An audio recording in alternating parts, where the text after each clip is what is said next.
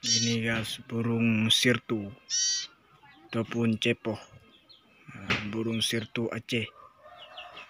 Ini baru berusia 2 minggu guys. Kita lihat.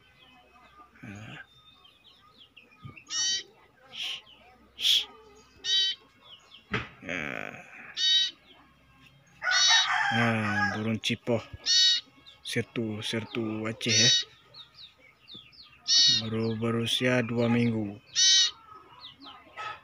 belum bisa makan sendiri guys. Guys,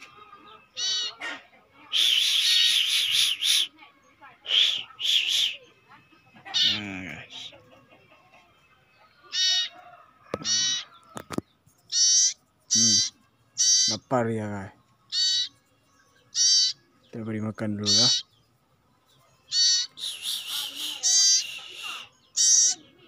Ini makanannya guys.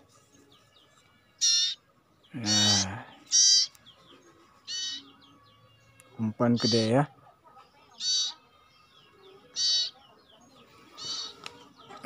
Kita racik makanannya dulu guys.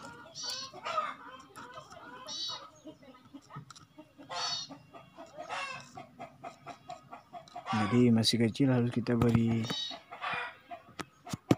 air. Kalau udah besar baru dia makan sendiri guys.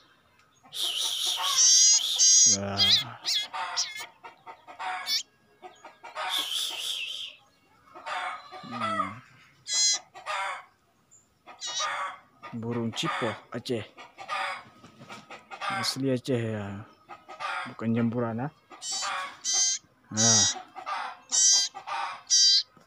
Sangat dia guys.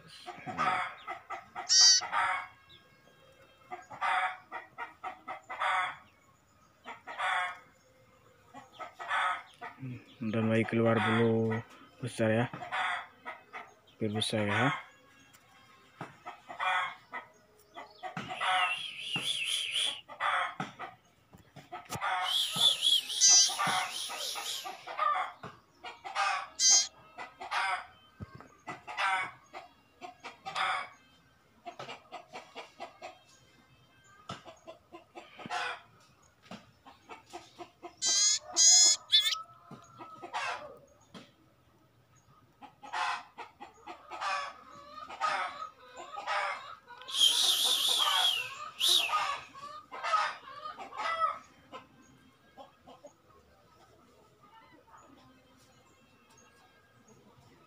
Ini belum bisa kita beri ular ataupun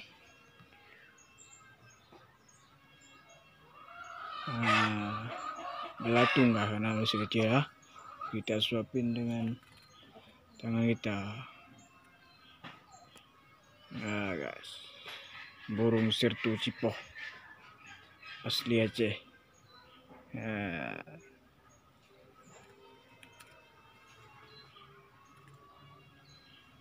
Kita masukin lagi.